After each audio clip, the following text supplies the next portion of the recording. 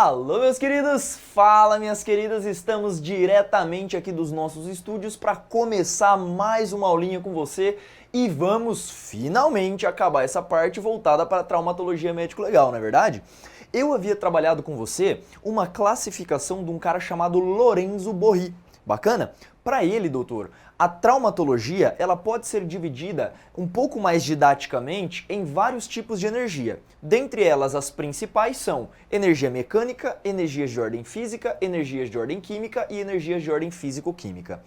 As energias de ordem físico-química, notadamente, são as asfixias, tudo bem? Geralmente o edital traz asfixiologia médico-legal em um tópico diferenciado, por isso que não se costuma trabalhar diretamente dentro da traumato, mas não deixa de ser uma das formas de energia dentro da traumatologia médico-legal, tudo bem? Neste momento, nós vamos então entrar no nosso terceiro tipo da classificação de Borri, que são as energias de ordem química. Vem comigo, me acompanha, para nós trabalharmos então o que vem a ser as energias de ordem química. Doutor, para você entender as energias de ordem química, você precisa entender a interação que se tem entre compostos químicos e o corpo humano.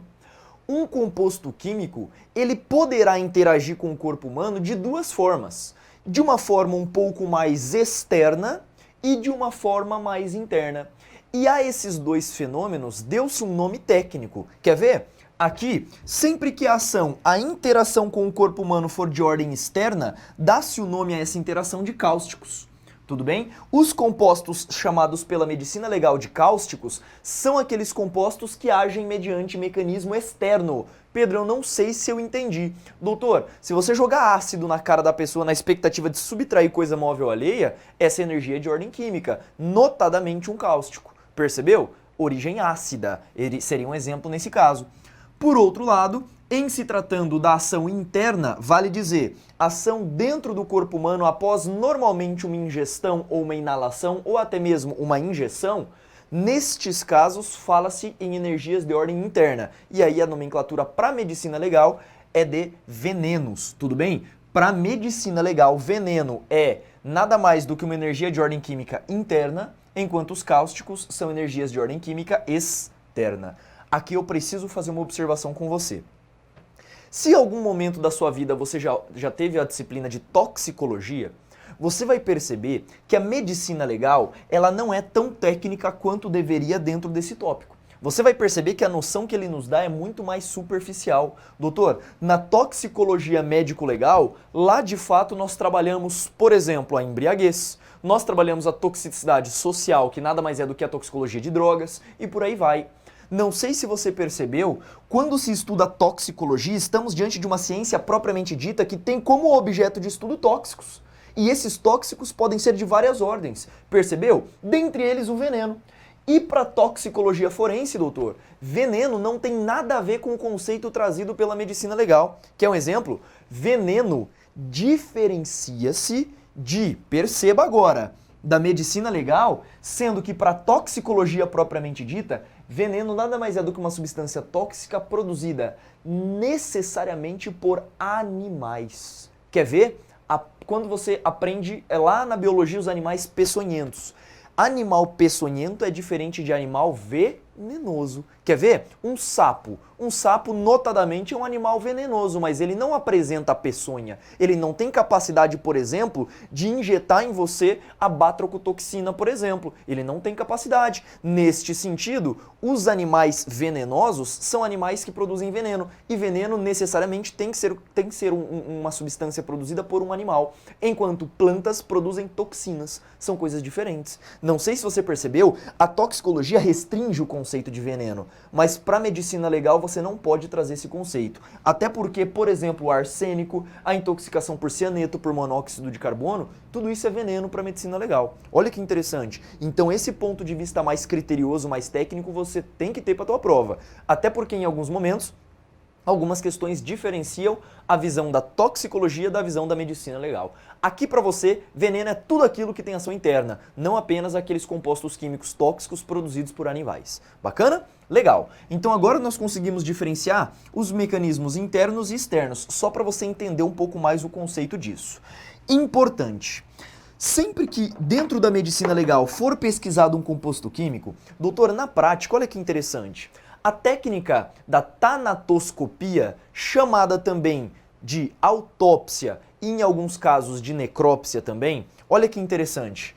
Esta técnica, ela é dividida em 4 grandes etapas, na verdade 3 e uma complementar. Pedro, quais são elas? Em se tratando de uma necropsia que for realizada em alguma pessoa, obviamente morta, por isso o prefixo necro, não é verdade? Nesse caso, a abertura craniana, em seguida abertura torácica e depois abertura abdominal. Então, primeiramente, o corpo chegou no Instituto Médico Legal, o médico legista ele vai fazer uma análise perinecroscópica, uma análise superficial desse corpo, vai descrever as lesões externas e em seguida ele vai fazer o exame interno. E o exame interno é dividido em 3 grandes exames. Abertura do crânio, do tórax e do abdômen. Alguns incluem uma 4ª etapa que justamente são os exames complementares, em que o médico legista pode coletar líquidos de várias partes do corpo, notadamente líquido da cavidade cardíaca para pesquisa de monóxido de carbono, líquido estomacal para verificar intoxicações e por aí vai, na expectativa de mandar essa amostra para o toxicologista. Por isso que a medicina legal ela não tem essa expertise, essa know-how em toxicologia propriamente dita. Isso é importante que se diga, tudo bem? Até porque não é o médico legista quem vai atuar diretamente nos exames toxicológicos, ele apenas coleta e remete isso para alguém baseado na sintomatologia apresentada aí perimortem, digamos assim, próximo à morte desta pessoa, dessa vítima. Tudo bem? Então é importante que se conheça a natureza da substância. Pedro, por que eu tenho que conhecer a natureza da substância? Doutor, essa interação entre agente tóxico e sistema biológico, essa interação gera muitas vezes alguns sinais. E estes sinais norteiam a polícia a entender qual seria a forma do mecanismo de morte dessa pessoa. Então, para conhecer a natureza da substância, eu tenho que saber, por exemplo, que o arsênico ele é um pozinho branco. E pozinho branco, por exemplo, misturado no açúcar, misturado no sal, a chance de matar é bastante grande. Isso é o primeiro exemplo que eu cito para você. Existe o chumbinho também, que é um tipo de agrotóxico chamado de carbamato. Esse chumbinho, ele é granulado, muitas vezes confundido também em alguns tipos de alimentos. Então, este tipo de expertise é importante que o médico legista tenha na hora de avaliar o mecanismo de causa-mortes dessa pessoa. Então tem que conhecer a natureza da substância. Pedro, então eu tenho que conhecer para minha prova? Doutor, não, você não é toxicologista, você só tem que saber esta informação aqui. Em seguida, tem que entender a toxicocinética e a toxicodinâmica daquele composto químico.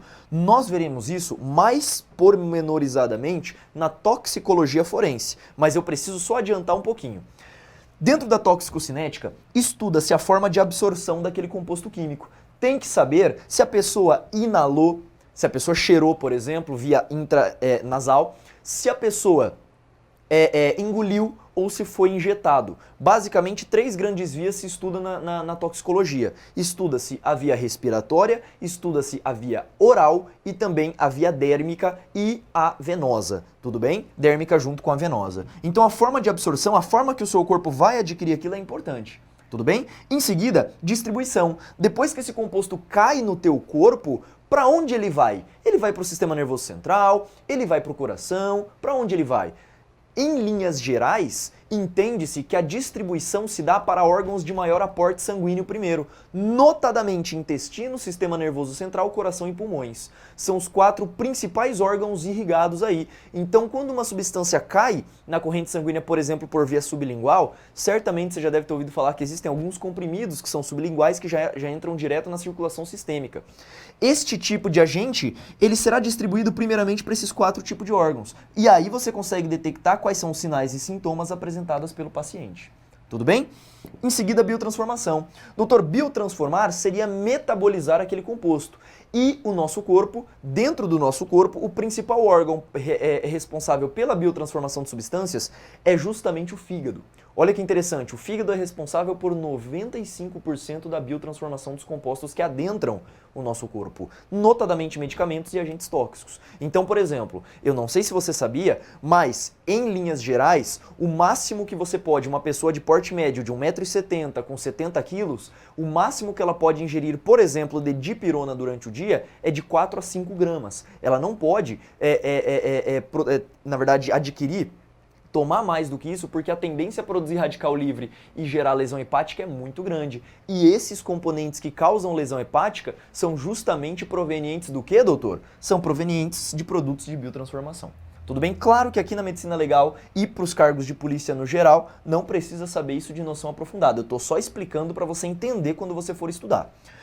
E por fim, a excreção. Doutor, excreção é a eliminação daquele produto químico do seu corpo. Geralmente a principal via é de fato a via urinária. Por isso que se coleta, por exemplo, de cheiradores de cola, urina para a detecção de um composto chamado ácido hipúrico, que é um dos produtos aí do tolueno, que é o composto que gera adicção na cola de sapateiro. Bacana? Então conhecer o mecanismo de excreção também é importantíssimo aí para a medicina legal, até porque muitas vezes existe a possibilidade durante a necrópsia do médico coletar urina dentro da bexiga. Tudo bem? Fazer esse tipo de procedimento. Tudo isso se estuda na toxicocinética.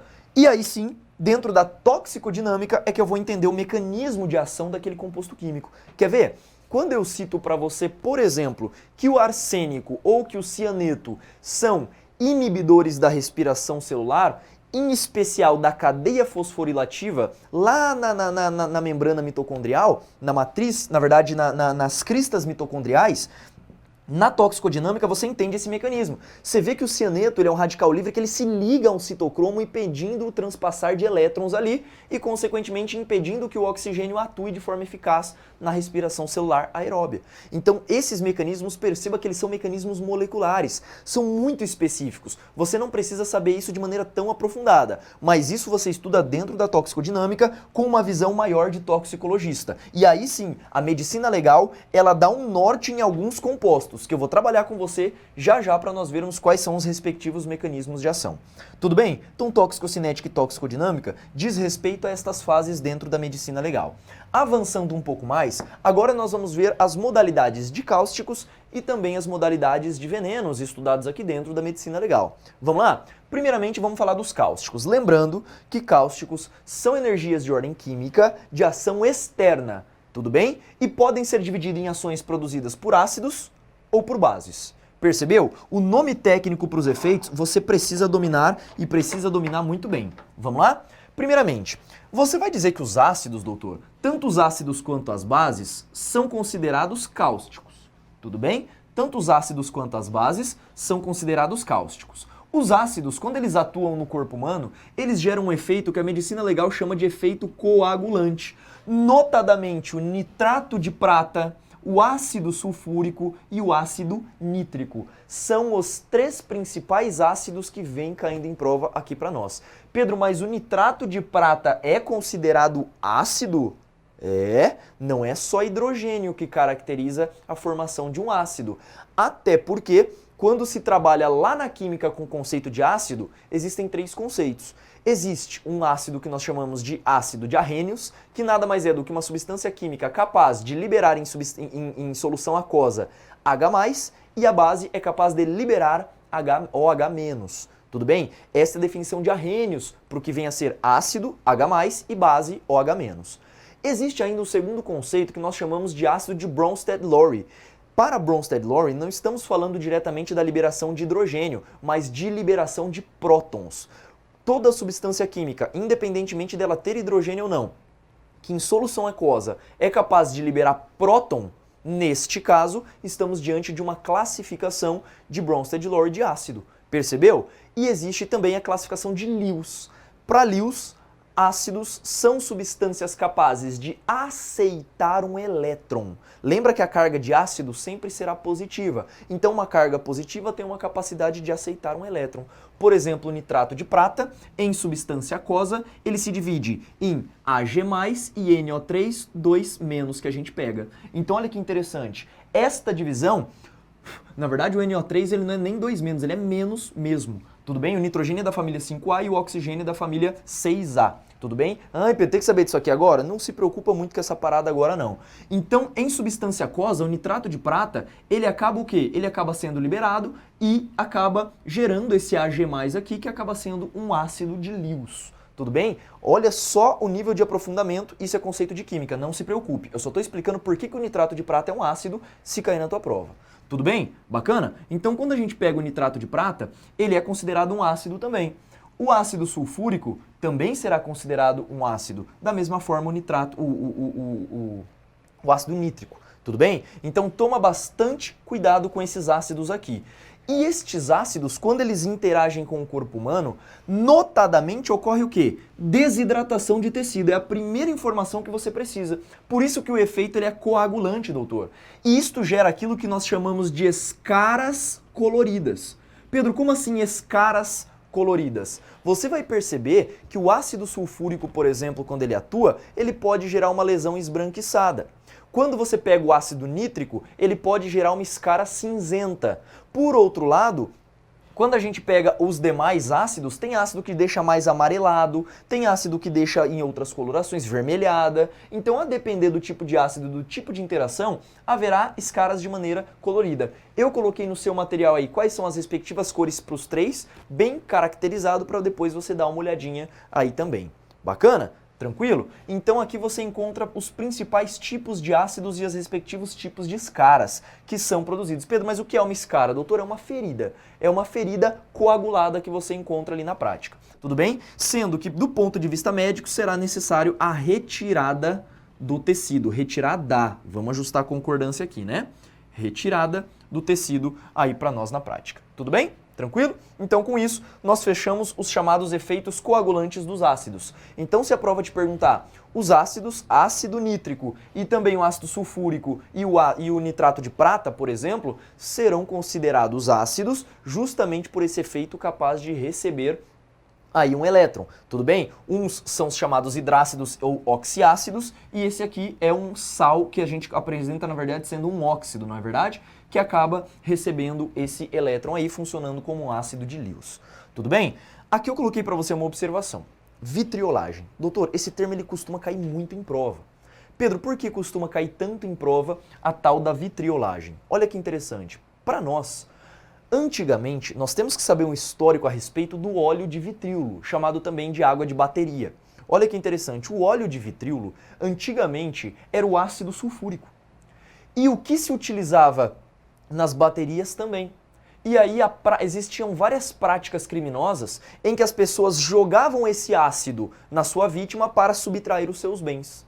A este fenômeno deu-se o nome de vitriolagem. Justamente por que vitriolagem, Pedro? Justamente por conta desta situação de jogar ácido. À época era o ácido sulfúrico, mas hoje entende-se que a vitriolagem é a técnica de jogar qualquer ácido. Ele recebeu essa nomenclatura justamente por ser o ácido sulfúrico, o óleo de vitríolo, tudo bem? Mas entenda, hoje é qualquer ácido, qualquer prática que você joga, por exemplo, um ácido fluorídrico, ácido clorídrico na pessoa para tentar subtrair seus bens, essa técnica é chamada de vitriolagem. Muito comum de ser cobrado também aí para nós em prova. Bacana? Efeito liquefaciente, doutor. O que vem a ser o tal do efeito liquefaciente? Nesse caso, estamos falando diretamente das bases. Se ácidos geram efeitos coagulantes, as bases geram efeitos liquefacientes. Olha que interessante. As bases, eles geram efeito líquido nos tecidos. Quais são as principais estudadas? Hidróxido de sódio e hidróxido de potássio. Deu para entender? O hidróxido de sódio é a soda cáustica, tudo bem? E o hidróxido de potássio você encontra de várias formas sendo comercializados aí, ok? Com nomes comerciais. Efeito liquefaciente por quê, Pedro? Porque em se tratando das bases, eles geram derretimento dos tecidos, gerando não mais uma escala colorida e também dura, rígida. Aqui em cima no ácido, a escara é enrijecida por causa da desidratação dos tecidos. Aqui não, aqui a escara, a ferida, ela fica bem amolecida, bem úmida. É muito diferente a escara produzida por uma base de uma escara produzida por um ácido. Então saiba que as escaras, em se tratando de bases, geralmente elas são moles, úmidas e esbranquiçadas, enquanto as escaras provenientes de ácidos são geralmente enrijecidas e coloridas. Olha a diferença marcante dos efeitos liquefacientes e coagulantes aqui para nós em prova. Tudo bem? Então matamos a chamada ação dos cáusticos. Você entendeu como é que isso se dá na prática, geralmente por ação externa, quando a pessoa, por exemplo, Pedro, mas se a pessoa engolir um ácido ou uma base, Doutor, a pessoa que engole, isso está no meio externo ainda. Eu não sei se você sabia, mas o tubo digestório nada mais é do que um meio externo que passa pelo nosso corpo e você sabe por onde que ele sai. Sim ou não? Então, toda a parte do trato gastrointestinal é considerado lúmen, ou seja, espaço externo. Ainda que a pessoa engula, será considerado efeito coagulante ou efeito liquefaciente, dependendo do tipo de substância, se é ácida ou básica, que ela de fato ingeriu. Show de bola? Bacaninha? Superamos então os cáusticos, vamos falar um pouquinho agora a respeito dos venenos. Doutor, você já sabe que os venenos são substâncias químicas de ação interna para a medicina legal. E o conceito de veneno é que trata-se de uma substância química que pode provocar danos internos, necessariamente internos, a qualquer tipo de sistema biológico. Isto vem a ser os venenos. Avança comigo, que agora eu quero diferenciar com você a intoxicação do envenenamento. As doutrinas de medicina legal costumam fazer isso com bastante propriedade, doutor. Então, falou de intoxicação e de envenenamento, não são palavras sinônimas. Como assim, Pedro?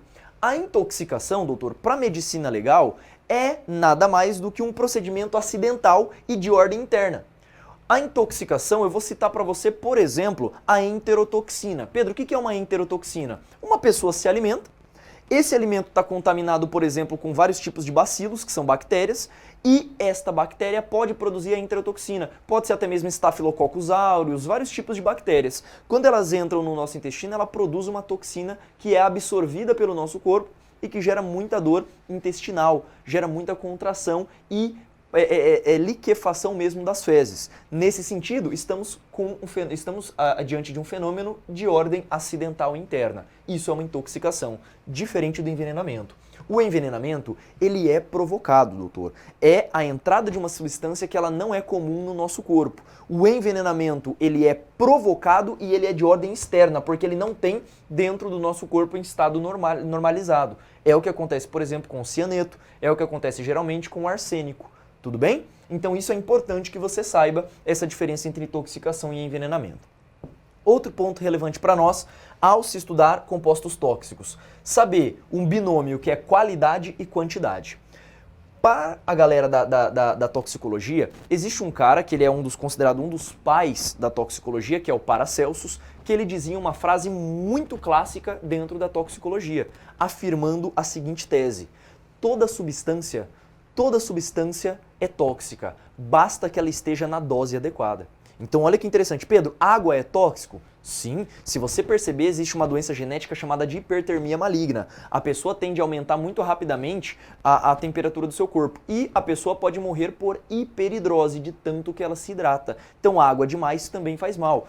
Tudo em doses elevadas ou em doses adequadas pode gerar morte, mecanismo de morte na pessoa. Então deve-se fazer uma relação não apenas com a qualidade, qual é a substância, mas deve haver também uma relação entre quantidade. E a relação de quantidade, só por curiosidade, você estuda na toxicologia forense como sendo dose letal de 50% da população, chamada de DL50. Pedro, mas o que é DL50?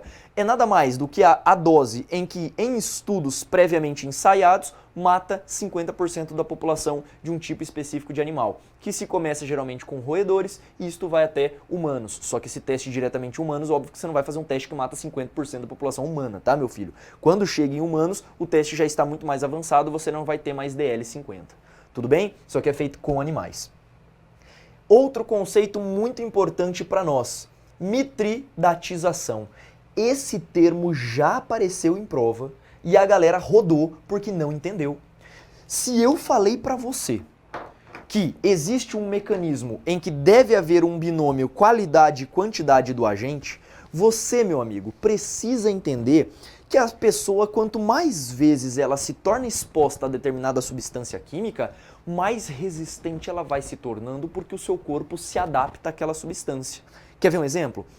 Existem pessoas que costumam injetar doses extremamente pequenas de venenos de cobras. E estas pessoas vão começando a criar anticorpos antiofídicos, antivenenos de cobra. E ao aumentar a dose de maneira gradual, você acaba gerando uma resistência quanto à mordida de cobra, meu amigo. Olha que interessante, o seu corpo cria anticorpos contra os produtos presentes no veneno de cobra. a este fenômeno de criação de resistência adquirida por exposição gradual a agentes químicos, isto é a mitridatização. Deu para entender? Então, Pedro, mitridatização nada mais é do que a resistência adquirida por exposição gradual a substâncias tóxicas, é isso? Exatamente isso. Isso é mitridatização. Isso acontece muitas vezes, doutor, com medicamento. Quem aí, quando era pequeno, tomava, por exemplo, Novalgina, 300 gramas, zerava, não tinha mais dor de cabeça. Começa a passar um tempo, o seu fígado começa a expressar mais enzimas de biometabolismo, mais citocromo P450, que são uma família de enzimas capazes de oxidar substâncias e destruí-las. Consequentemente, você começa a perceber que 300 mg de Novalgina não faz mais efeito, você tem que tomar 500 agora. Aí o seu corpo se adapta a 500, produzindo mais enzima, e aí você vai ter que tomar 1 grama aí, e por aí vai. Percebeu como é que vai funcionando? Esta resistência adquirida é chamada de mitridatização. Show de bola? Bacana, entendemos nesse caso como é que funciona. E para a gente fechar, vamos estudar algumas substâncias, alguns venenos, até porque nós poderíamos fazer uma lista de venenos aqui, te fazendo passar o resto da tua vida estudando cada um dos venenos e mecanismo de ação. O que eu fiz aqui com você? Eu coloquei alguns principais, que inclusive eu citei alguns destaques no teu material para você dar uma lidinha. Primeiramente, vamos falar do arsênico, já que é um dos principais compostos utilizados aí dentro da toxicologia. Doutor, o arsênico, primeiro, o arsenio é um elemento químico. O arsênico, ele é uma substância tóxica, ela é uma combinação de elementos químicos. Arsênio é um metal pesado e o arsênico é o tetróxido de arsênio. Tudo bem? Geralmente nesta forma. Pode haver o tetróxido também, mas geralmente a forma mais comum de intoxicação é o AS2O3, que é o arsênico. Tudo bem. Pedro, o que o arsênico faz? Doutor, o arsênio, quando ele estiver em doses elevadas no nosso corpo, ele é capaz de inibir a respiração celular. A pessoa morre de asfixia. Olha que interessante. Nesse ponto, toda célula, eu não sei se você se lembra das suas aulas de biologia, quando ela capta a glicose ou até mesmo outras hexoses, outros açúcares de 6 carbonos, ela gera a via glicolítica dentro do citoplasma, depois tem o ciclo de Krebs lá na mitocôndria e depois lá nas cristas mitocondriais a terceira etapa da respiração aeróbia, chamada de fosforilação oxidativa. Esta fosforilação, essa oxidação fosforilativa, ela é afetada, ela é inibida pelo arsênio e também pelo cianeto. Tanto o cianeto quanto o arsênico, eles são inibidores da cadeia fosforilativa, da terceira etapa da respiração celular aeróbia. Logo, o mecanismo de morte é nada mais do que a não utilização de oxigênio. A pessoa não consegue usar o oxigênio que ela respira e, por conseguinte, a pessoa acaba morrendo por asfixia. Tudo bem? Então o mecanismo de ação tanto do cianeto quanto do arsênico são muito semelhantes. Tudo bem? Pedro, mas da onde é exarado arsênico e cianeto? O arsênico ele vem numa forma de pó branco, fininho, muito parecido com açúcar, inodoro e também branquinho. Perceba que é muito fácil você fazer a pessoa comer arsênico, por exemplo. Então é um dos mecanismos que pode ser encontrado de morte. Cianeto. O cianeto ele é muito encontrado em queima de espumas, doutor, junto com monóxido de carbono. O cianeto ele é proveniente da queima de alguns compostos orgânicos provenientes da espuma. Então, em casas noturnas, por exemplo, você teve aquele incidente da Boate Kiss. Quando aquela espuma acústica da parede queimou, isso produziu cianeto. E o cianeto ele é capaz de inibir a respiração celular, as pessoas morreram asfixiadas dentro da boate. Percebeu? Outro ponto muito importante para você dominar. Terceiro, intoxicação por agrotóxicos, doutor. Quando a gente trabalha com agrotóxicos, estamos falando de 3 principais classes. Os carbamatos, os organofosforados e os organoclorados. No Brasil, está inibido a venda comercial de organoclorado. Não se pode, apenas pode ser utilizado pelo poder público. Tudo bem? Agora, carbamato e organofosforado é muito utilizado hoje na prática. Pedro, carbamatos, já ouviu falar do chumbinho, que é o carbaril? Pois é, o chumbinho, ele é um agrotóxico, geralmente ele é considerado um rodenticida, tudo bem? Então ele mata geralmente ratos, e aí ratos que comem as plantações, bacana? Então imagina, esses roedores eles morrem ao comer, por exemplo, esse chumbinho, que o pessoal chama popularmente de chumbinho. Quando se tem esse carbamato, o carbaril, a pessoa que come, muitas vezes isso que está granulado, ele é bem cinzinha, parece até pimenta do reino, só que com um aspecto um pouco mais grossinho. a pessoa que come, o carbamato e o organofosforado, ambos, eles são inibidores de uma enzima do nosso corpo. Inibidores da acetilcolinesterase. Eles inibem a acetilcolinesterase. E ao inibir a acetilcolinesterase, é esta enzima a responsável por clivar, por destruir a acetilcolina. Se ela inibe a acetilcolinesterase, aumentam-se os níveis de acetilcolina no nosso corpo. A pessoa vai apresentar sintomas colinérgicos. Sabe qual que é um sintoma colinérgico, doutor? Seria muito peristaltismo. A pessoa apresenta miose, ela fica com o olho bem pequenininho, ela vai ficar com broncoconstrição, com bradicardia, o coração bate pouquinho, podendo levar a pessoa a óbito. Estes são sintomas que a gente chama de sintomas colinérgicos de acetilcolina. Logo, como existe inibição da acetilcolinesterase, aumenta-se os efeitos da acetilcolina sobre o corpo, com efeitos predominantemente, perceba agora o termo que eu vou usar, parasimpáticos. Tudo bem? Bacana? Show de bola. Então essa é a ação dos carbamatos e organofosforados, agrotóxicos no geral. E por fim, vamos falar de algumas toxinas propriamente ditas. Existe a tetrodotoxina. Doutora, a tetrodotoxina é a toxina do baiacu. Você já deve ter ouvido falar, você que já comeu comida japonesa, que quando você come carne de baiacu, a pessoa ela tem que saber cortar o baiacu, senão você vai ingerir essa toxina aqui, ó. É a tetrodotoxina, tudo bem? É uma toxina que mata por asfixia também. Essa toxina, o mecanismo de morte eu não preciso nem citar muito especificamente para você, mas ela vai atuar em situações específicas, tanto musculares quanto do sistema nervoso central. Lembrem-se dessa forma, a tetrodotoxina tem essa peculiaridade. Existe também a batracotoxina. A batracotoxina é a toxina de alguns tipos de sapos, tudo bem? De alguns tipos de sapos, notadamente aqueles sapinhos da Amazônia. Então, na região das costas desse sapo, é possível se extrair a batracotoxina. Você já deve ter ouvido falar daquelas situações em que a pessoa parece que morreu, ela fica com 2 a 3 batimentos cardíacos por minuto. Esta pessoa geralmente foi alvo da batracotoxina. O que essa toxina faz? Ela reduz demais os batimentos cardíacos e a pessoa, a depender da dose, pode ir a óbito por conta disso. Esta é a batracotoxina. E existe também a linamarina. Pedro, o que é linamarina? É a toxina proveniente da mandioca brava. Você já deve ter ouvido falar também. A linamarina, ela é muito específica, muito tóxica também, e ela é um dos componentes que pode também matar por asfixia. Doutor, tenho que me lembrar com você, olha só, de mais uma toxinazinha muito importante para nós, que é o Botox. Tinha esquecido de colocar aqui, mas já me lembrei, por favor anote. Doutor, o Botox, você certamente já ouviu falar. O Botox ele é produzido por uma bactéria, por um bacilo gram-positivo chamado Clostridium botulinum. Este tipo de intoxicação geralmente acontece em alimentos enlatados, principalmente palmito. Olha só que interessante, esta bactéria ela tem capacidade de produzir o Botox e o Botox mata também por asfixia, doutor, atuando principalmente sobre o diafragma, não permitindo que você contraia esse músculo. Um dos tipos de mecanismo de morte é justamente a flacidez muscular, você não consegue contrair o seu diafragma, não consegue aspirar o ar. Curiosidade, o Botox é o veneno mais tóxico que existe na natureza. O Botox, ele em doses mínimas, em microgramas, colocado em um rio, ele pode matar todos os peixes e todos os humanos que tomarem aquela água. Tudo bem? Isso é muito importante que se diga. O Botox é a toxina mais potente que existe no mundo. Isso é importante que se diga.